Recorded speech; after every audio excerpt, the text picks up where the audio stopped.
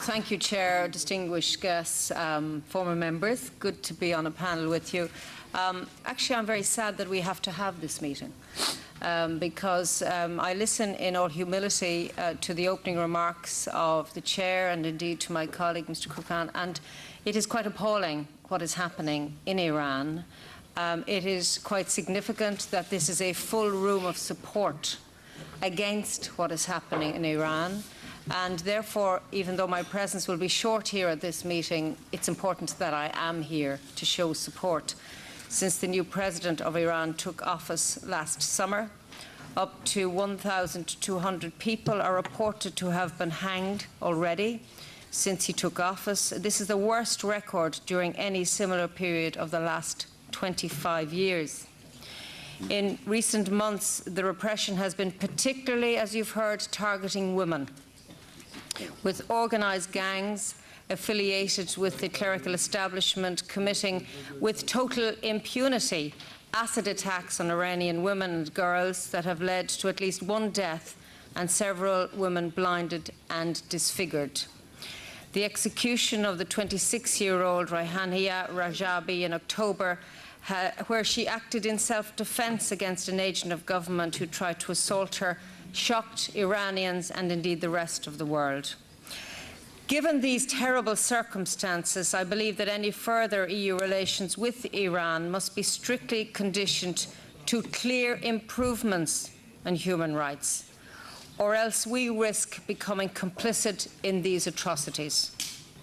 I'm also very glad, and I don't think it's just a coincidence, that the main democratic alternative to this regime is led by my friend here on the podium, Madam Rajawi, and you're very welcome, and thank you for being here.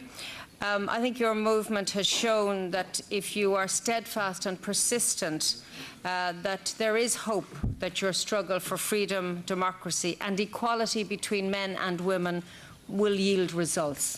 But it is a struggle, and we understand the depth of that struggle when we hear the story of atrocities.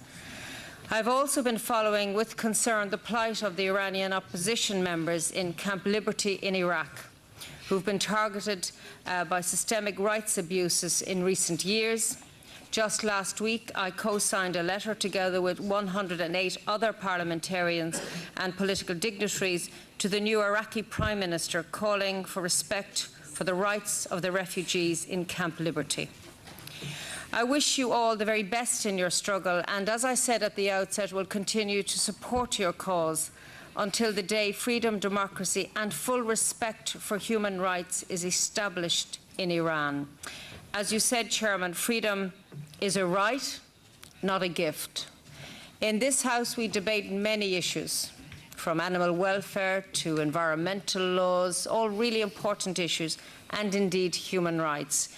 When you hear how in many parts of the world human rights does not exist, and indeed the rights that were there are being withdrawn, we realise how important democratic engagement is and how important it is that this Parliament, and I'm glad so many colleagues are here, can listen to the story of what's happening in Iran and give us, and give you rather, support for your cause.